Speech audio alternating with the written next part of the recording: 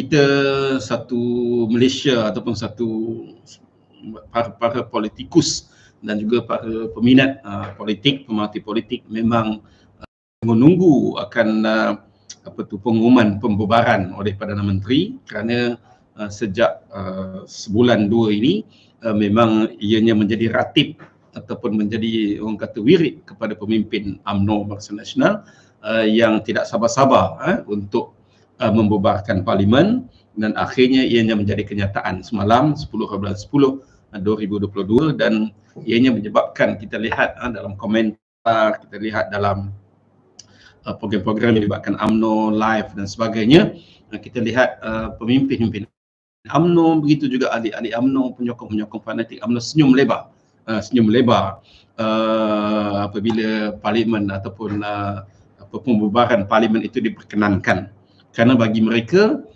mereka mempunyai keyakinan penuh, mereka kalau saya boleh katakan sebagai overconfident, mempunyai keyakinan penuh bahawa mereka akan menang besar pada PRU ke-15 ini berdasarkan kepada petunjuk ataupun keputusan PRN negeri Johor dan juga negeri Melaka. Jadi mereka yakin bahawa kedudukan itu ataupun bahawa keputusan itu akan memihak kepada mereka dalam PRU ke-15 ini, dengan mereka menjangkakan mereka boleh menang selesa dengan 2/3. Sebab itulah kita lihat bahawa kenyataan-kenyataan daripada pemimpin UMNO, juga daripada riak mereka, daripada body language mereka, bahawa mereka tidak sabar-sabar untuk PRU ke-15 ini diadakan. Dan kita tahu bahawa mereka telah pun mengumumkan manifesto mereka, slogan mereka, manifesto mereka bertajuk kestabilan dan kemakmuran. Kalau saya tak silaplah diumumkan oleh Setiausaha Agung UMNO Ahmad Maslan, menyatakan bahawa mereka menggunakan manifesto di Melaka dan juga di Johor itu sebagai manifesto untuk PRU ke-15, iaitu kestabilan dan juga kemakmuran. Dan tajuk kestabilan itulah yang menjadi wirid mereka sehari dua ini, menyatakan bahawa parlimen ini dibubarkan adalah untuk memberi laluan kepada penubuhan sebuah kerajaan yang stabil, sebuah kerajaan yang kukuh, kerajaan yang tidak sebagaimana yang berlaku selepas Mac 2020 apabila Pakatan Harapan ditumbangkan melalui langkah Sheraton. Jadi kerajaan menjadi tidak stabil. Jadi sebenarnya saya ingin bertanya kepada tuan-tuan dan puan-puan, siapakah yang sebenarnya menyebabkan kerajaan ini tidak stabil? Itu yang saya nak tanya. Sebab ketika Pakatan Harapan memenangi ataupun memperoleh pada Mei 2018, sebenarnya Pakatan Harapan mempunyai majoriti yang agak besar. Saya tak ingat, tetapi majoritinya besar. Tidak sebagaimana ketika Muhyiddin mengambil alih kerajaan, majoritinya hanya 4-5 kursi saja. Dan begitu juga ketika Ismail Sabri mengambil alih tampuk pemerintahan, juga di bawah daripada 10 ataupun di bawah daripada 5 majoriti kursinya. Politik Malaysia ini tidak stabil. Siapakah yang menyebabkan kerajaan diberikan mandat oleh rakyat pada PRU ke-14 itu diceroboh, dicuri dan juga dirompak kuasa? Kerajaan di Malaysia ini tidak stabil. UMNO bersama dengan PAS, bersama dengan Bersatu dan bersama dengan Azmin, mereka inilah sebenarnya dalang-dalang yang menyebabkan kestabilan kerajaan kita atau berlakunya pertukaran Perdana Menteri sehingga pada 3 orang. 1 Pilihan Raya sampai 3 orang Perdana Menteri. Sedangkan ianya tidak berlaku sebelum ini. Dan penyebab kepada ketidakstabilan ini sudah tentulah UMNO itu sendiri yang menjadi antara dalang utama. Jadi sekarang ini mereka ingin bercakap tentang kestabilan.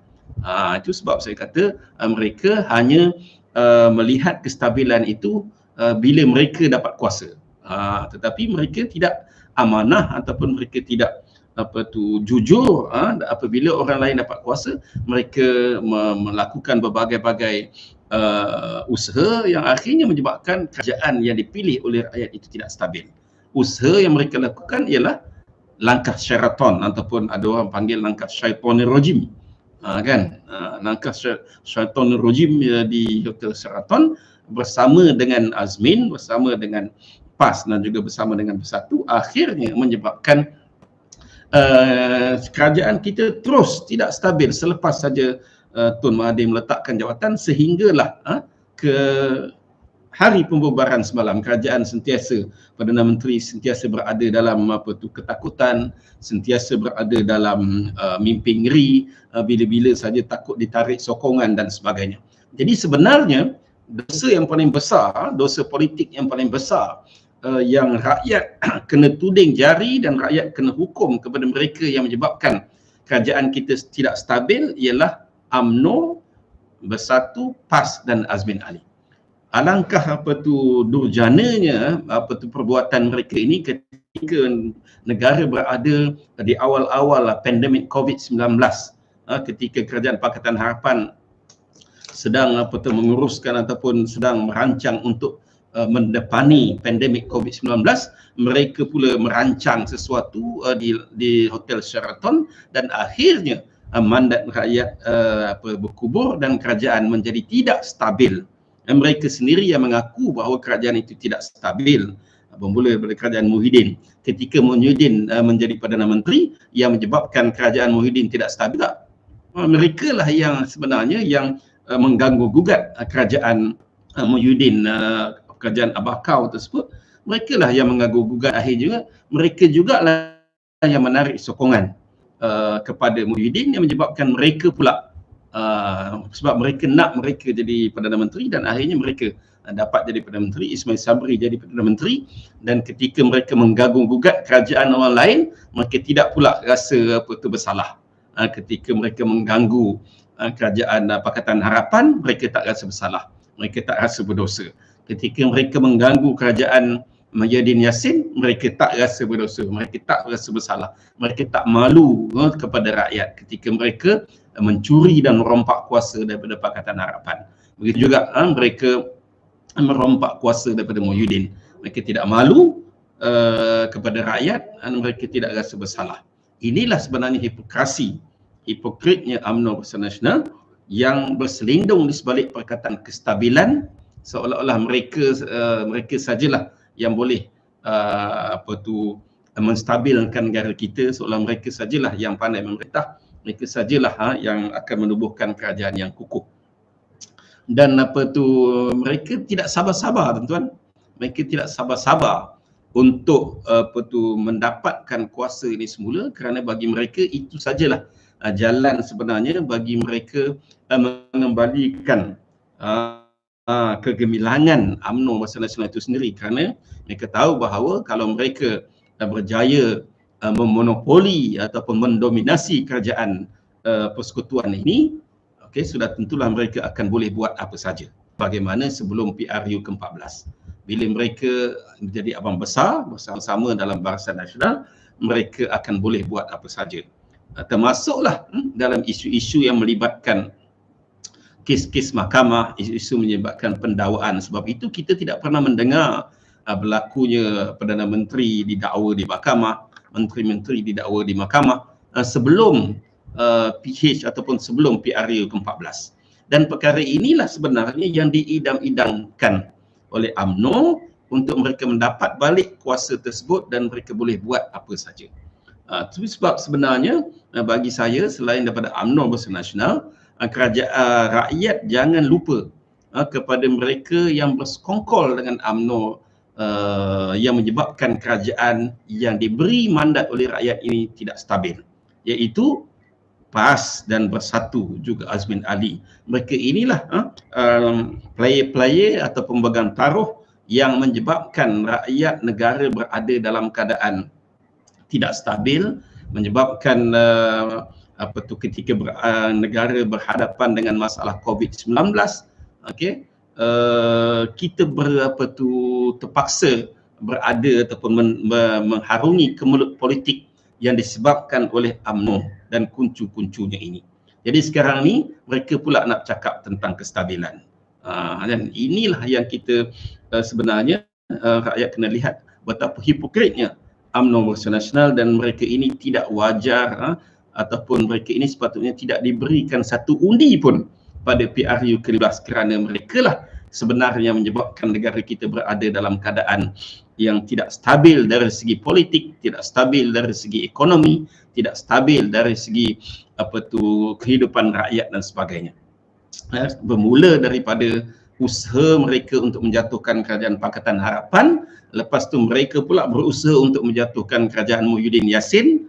Mereka selagi mereka tidak dapat balik tampuk pemerintahan itu, mereka akan berusaha macam mana sekalipun. Begitu juga selepas PRU ke-15, jika ditakdirkan mereka tidak dapat majoriti besar dan sebagainya, ataupun mereka tidak dapat jadi kerajaan, mungkin mereka akan mengusahakan sesuatu. Walaupun dah ada undang-undang lompat parti, tetapi undang-undang ini kita semua kena faham bahawa sudah tentu ada loopholes, sudah tentu ada tempat-tempat yang boleh dibawa ke mahkamah dan sebagainya.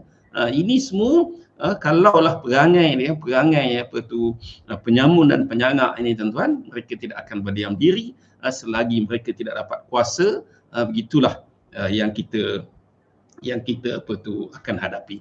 Mereka bercakap, Presiden UMNO bercakap bahawa PH mabuk kuasa, tidak mabuk kuasa. Tetapi kita kena ingat, ketika Pakatan Harapan menjadi kerajaan, rakyat sudah pun memberikan mandat penuh kepada Pakatan Harapan. Siapa yang mengganggu, siapa yang mabuk kuasa? Tidak lain, tidak bukan adalah UMNO. Mereka berpakat dengan kuncu-kuncunya sehingga menyebabkan PH itu jatuh. Jadi sebenarnya yang mabuk kuasa, yang tidak boleh menerima kekalahan, yang tidak boleh menerima hukuman daripada rakyat, ialah keputusan ataupun tindakan yang dibuat oleh rakyat pada PRU ke-14, iaitu menumbangkan UMNO Barisan Nasional yang hipokrit, yang tidak langsung memikirkan kesejahteraan dan kebajikan rakyat. Dalam bab pembubaran ini pun, tuan-tuan boleh tengok bagaimana mereka tidak sabar. Sepatutnya mereka boleh bersabar dalam 3-4 bulan lagi, tunggu sehingga monsun Timur Laut ini selesai jangkaan. Tak boleh sabar. Mengapa mereka April 2023, mengapa tak boleh tunggu sehingga habis monsun? Kenapa? Kerana mereka mabuk kuasa, kerana mereka tak sabar, kerana mereka tahu bahawa ada individu tertentu yang akan berhadapan dengan kes mahkamah, berhadapan dengan hukuman. Mereka mungkin dijatuhkan hukuman pada bulan Disember ini.